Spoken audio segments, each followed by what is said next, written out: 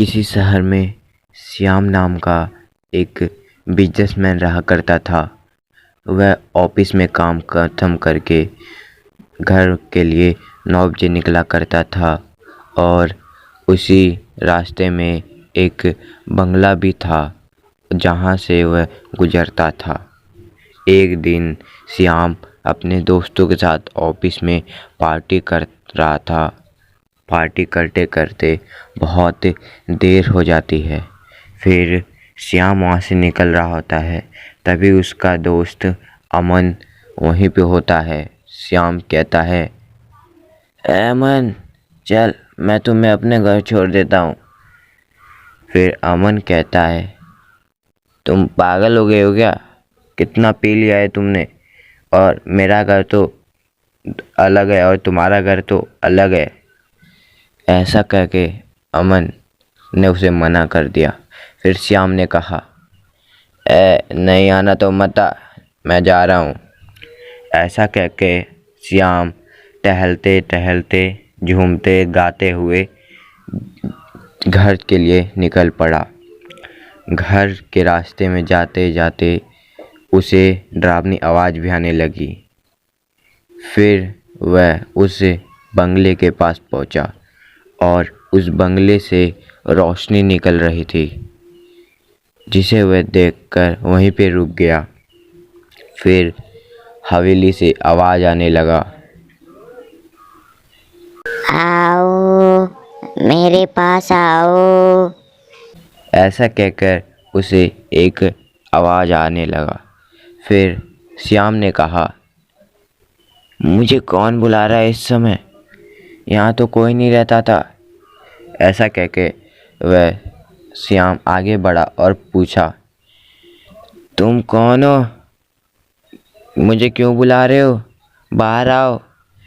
ऐसा कहा श्याम ने, लेकिन वह बाहर नहीं आई और श्याम वहाँ से चला गया।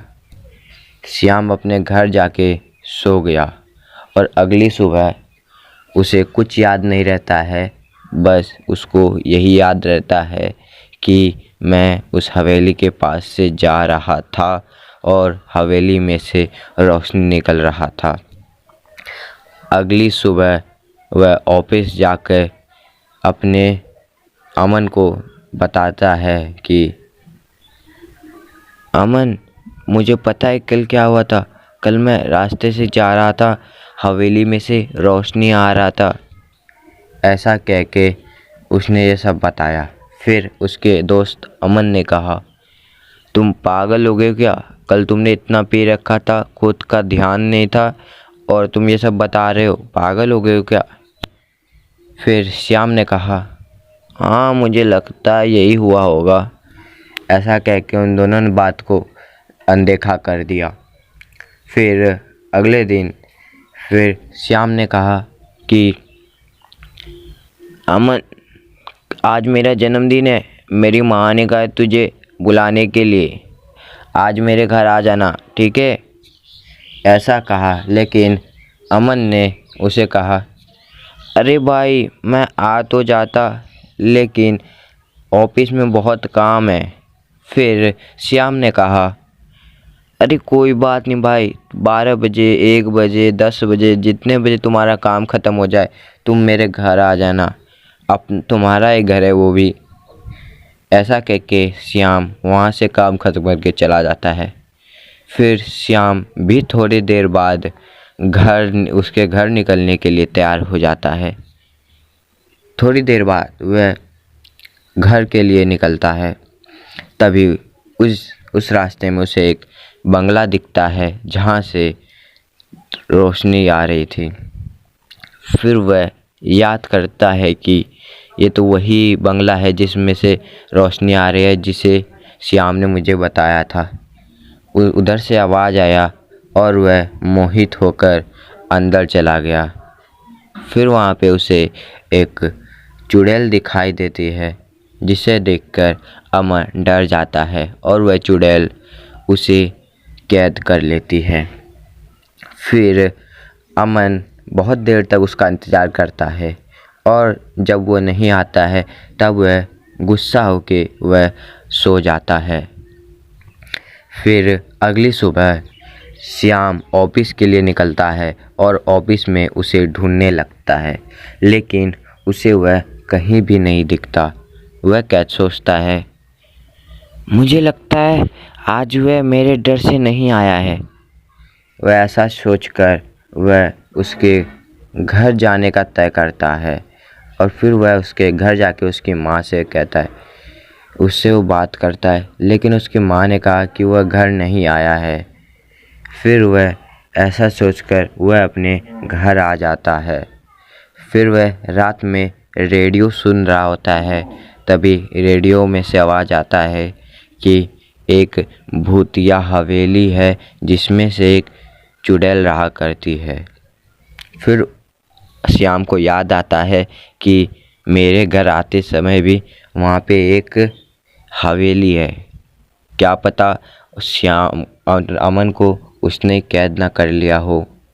फिर ऐसा कह के फिर वह अगले दिन उसके हवेली चले जाता है और वह हवेली के अंदर गेट खोल के चले जाता है।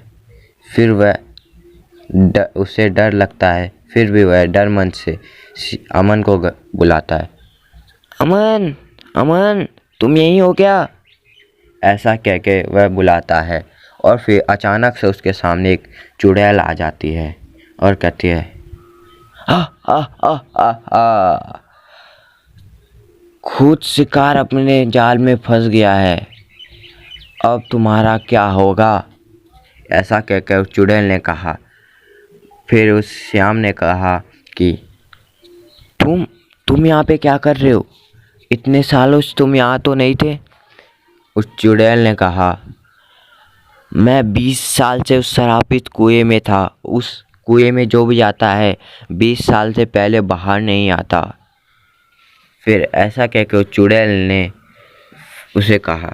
फिर श्याम ने कहा, शराबित कुआं वो क्या है?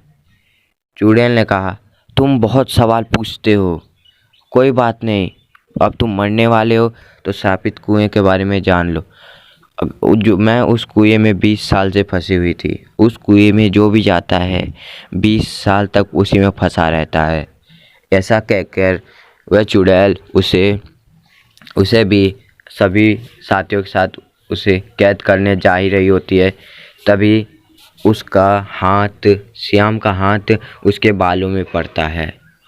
उसे बहुत दर्द होता है और वह जल्दी से अपना हाथ छुड़ाता है। श्याम देखकर ये बहुत अचंभित रह जाता है कि इसके बाल पकड़ने से उसे इतना दर्द होता है। फिर वह समझ जाता है कि इसके बालों में ही कुछ इसकी शक्ति है। फिर वह उसको सब बताता है और फिर चुड़ैल कहता है, अब तुम सब मेरे हाथों से नहीं बचोगे, तुम सब मेरे हाथों से अब नहीं बचोगे। हा हा हा हा हा हा हा हा हा हा हा हा हा हा। चुड़ैल हंसने लगती है। फिर वह उन सबको मारने वाली होती है कि सब मिलकर उसके बाल को पकड़ के खींचने लगते हैं। सभी बाल पकड़ के खींचने लगते हैं और चुड़ैल डर से, वो ये क्या कर रहे हो तुम सब? ओ छोड़ो मुझे, ये सब क्या कर रहे हो?